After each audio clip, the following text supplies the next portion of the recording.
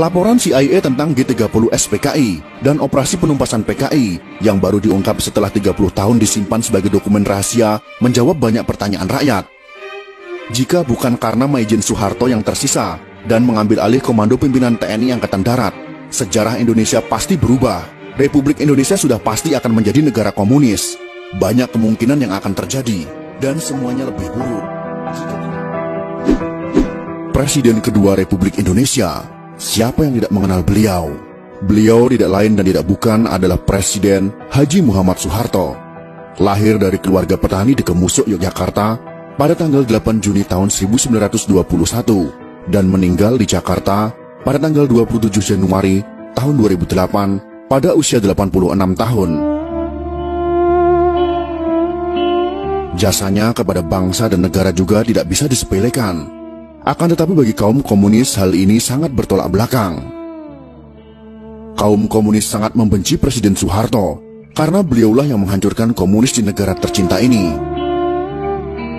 Akibat dari dendam dan bencinya mereka, sampai sekarang Presiden kedua Republik Indonesia ini difitnah dengan masif, dengan cara memutarbalikkan fakta sejarah yang sudah tertulis di bangku sekolah dengan sistematis.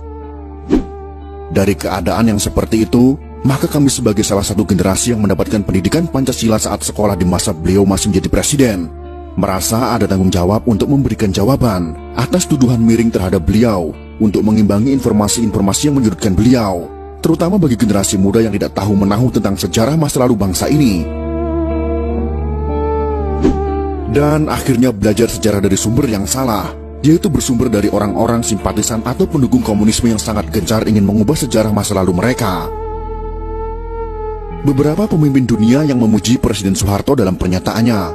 Berikut ini adalah pernyataan tersebut.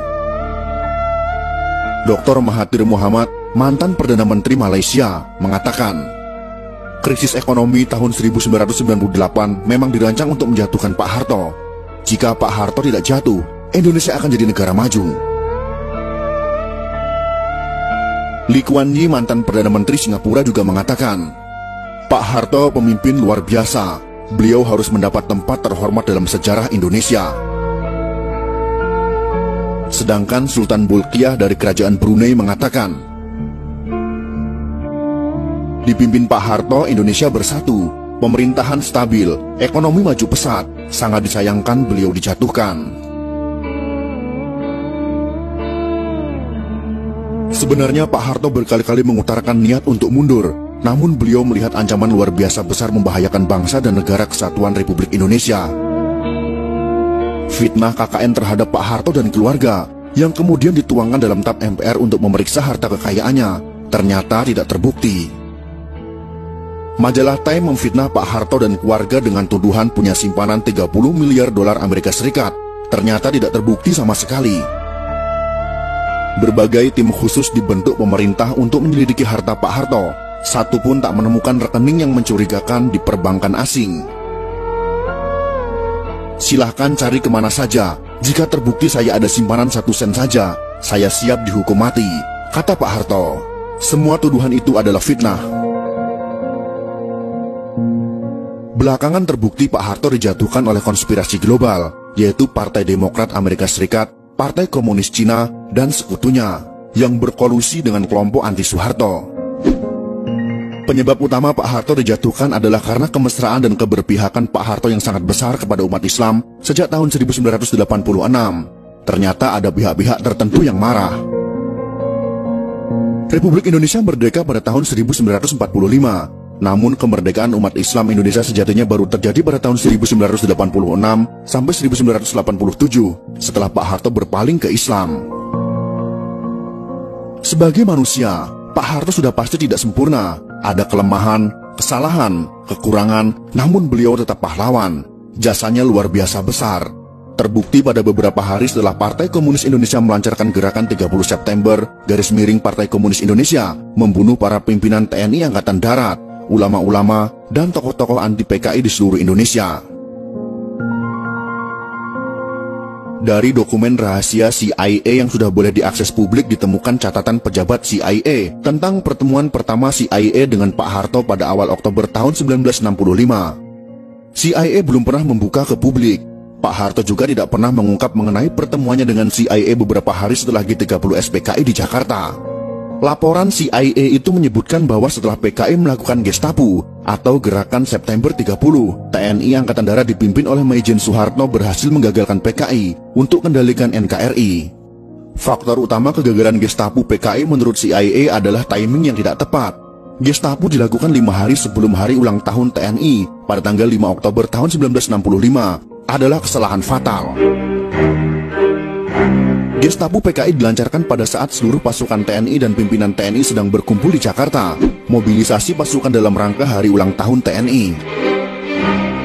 Kesalahan fatal kedua PKI adalah meremehkan sosok Soeharto, yang hanya seorang panglima pasukan cadangan TNI Angkatan Darat. Dulu Kostrad tidak prestisius.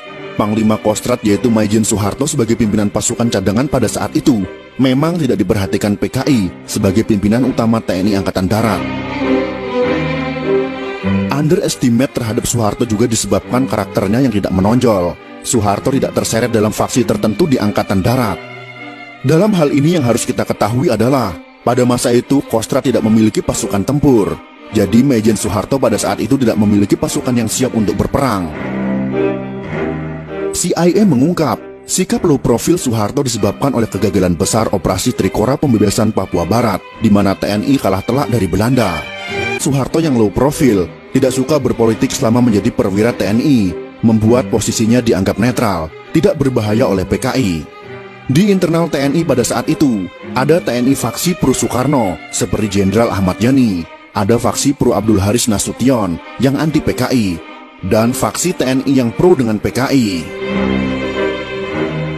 Dari film G30S PKI yang dibuat berdasarkan fakta sejarah itu, rakyat tahu bahwa sempat timbul pro kontra di Politbiro PKI mengenai Jenderal Ahmad Yani. Keputusan PKI untuk menculik dan membunuh Jenderal Ahmad Yani yang Soekarnois didebat anggota Politbiro PKI. Akhirnya bulat disepakati Jenderal Ahmad Yani masuk daftar korban. Dokumen CIA menyebut bahwa keputusan PKI untuk menghabisi Jenderal Ahmad Yani karena dikhawatirkan Yani akan jadi masalah jika Soekarno meninggal dunia. Sedangkan Maijen Soeharto adalah staf dari Jenderal Ahmad Yani. Pak Harto tidak termasuk pimpinan TNI Angkatan Darat yang diperhitungkan oleh PKI. Inilah kesalahan fatal Gestapo PKI. Laporan CIA jelas menyebut ada kesalahan analisa Politbiro PKI dalam menyusun daftar korban. PKI tidak memperhitungkan kemampuan militer Soeharto. Secara politik, benar Maijen Soeharto sudah tamat karena memalukan Soekarno. Secara militer juga tamat karena hanya jadi panglima pasukan cadangan.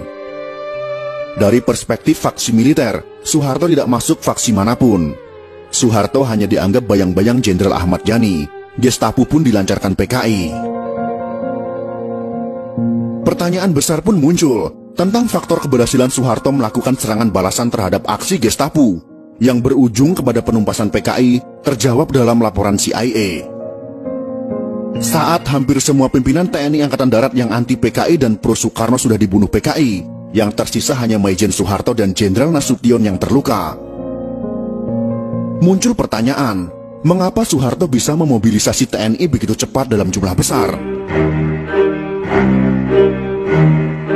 Ada dua alasan untuk menjawab pertanyaan ini. Yang pertama, sebagian besar pasukan TNI ada di Jakarta dalam rangka hari ulang tahun TNI pada tanggal 5 Oktober tahun 1965. Yang kedua, Soeharto adalah mantan Panglima Trikora, satu-satunya jenderal yang berpengalaman dalam memobilisasi pasukan TNI dalam jumlah besar yang luput dari analisa PKI. Soeharto sebagai mantan Panglima Operasi Trikora sangat berpengalaman memimpin, memobilisasi ratusan ribu pasukan dari 3 matra TNI. Sekakmat TNI berhasil membalas aksi PKI.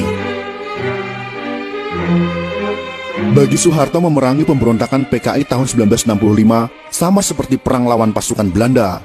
Hanya saja PKI lebih lemah daripada Belanda.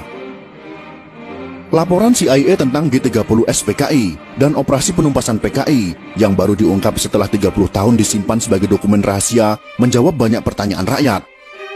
Jika bukan karena Maijen Soeharto yang tersisa dan mengambil alih komando pimpinan TNI Angkatan Darat, sejarah Indonesia pasti berubah.